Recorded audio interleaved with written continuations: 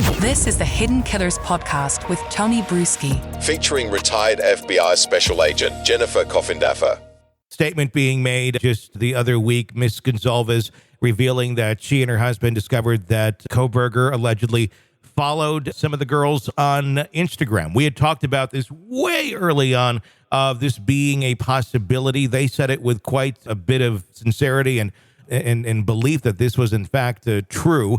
The Instagram accounts have since gone offline. That happened way back at the beginning of the year. What's your thoughts on this? Do you think that they were being stalked by Kohberger? Do we have anything really to prove this? You know, I know that Mr. and Mrs. Gonsalves have been some of the most vocal on this, and rightfully so. They lost their daughter.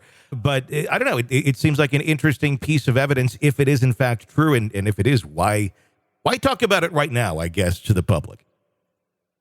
Well, I think that it's going to ferret out that is true, that there is a connection to Maddie and Kaylee by Kohberger.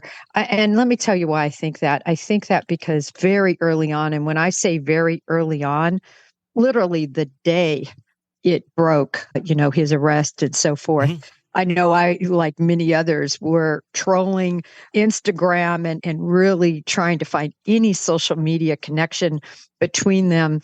And very early on, I personally and other sleuths also found that connection. But it was so confusing because so much is manufactured. Even that early on, we wondered, is this manufactured? And so I know many of us, and I think I might have posted on it actually, but many of us didn't want to say we knew for sure because there is so much that you can find. And then it ends up being contrived. I mean, we've seen it over and over again in the Idaho case particularly, and in other cases as well, Gabby Petito's case as well. So, but I think it's going to be true. And the bottom line is the Gonsalves have absolutely no reason to lie. Yeah. They are trying to get truth out there.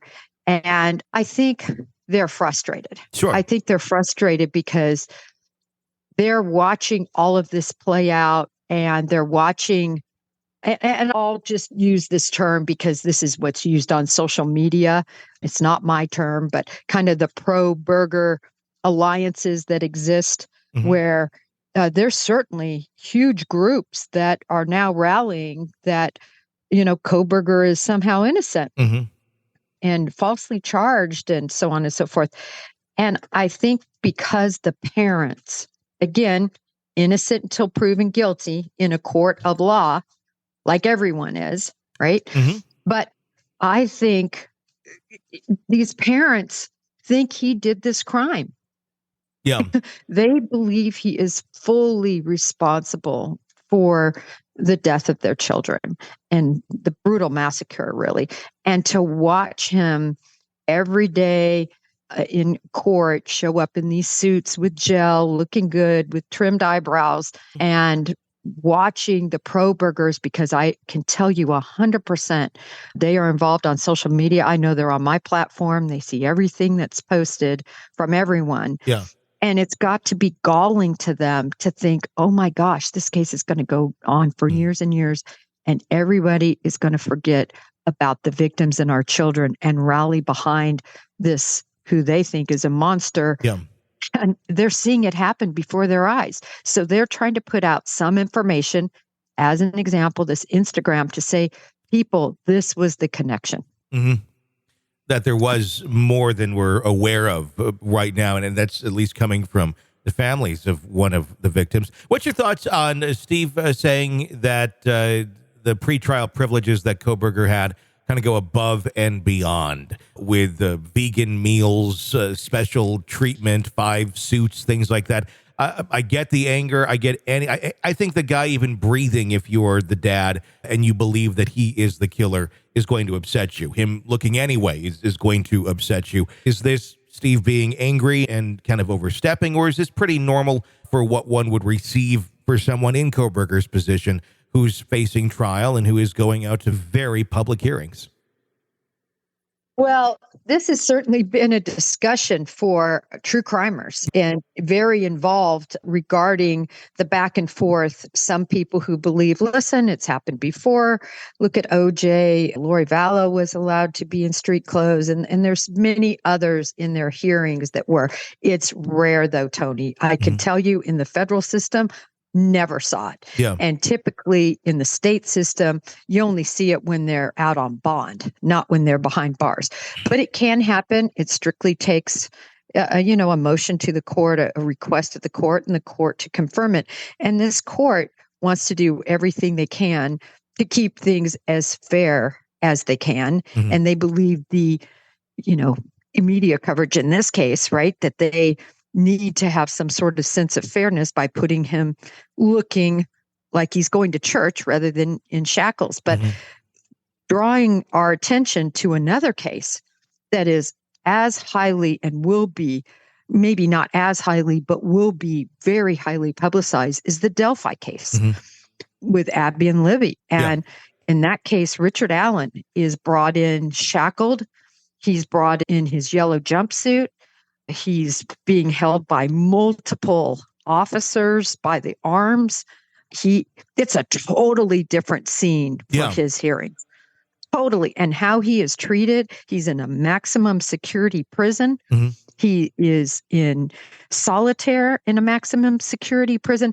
He is basically treated as a convicted murderer. And then you look at Kohberger, and he's treated like a shoplifter. Yeah, it seems, and it really kind of shows the vast differences that we can have from jurisdiction to jurisdiction, court to court, and jail to jail as far as what they allow. It's not the same everywhere by any stretch of the imagination.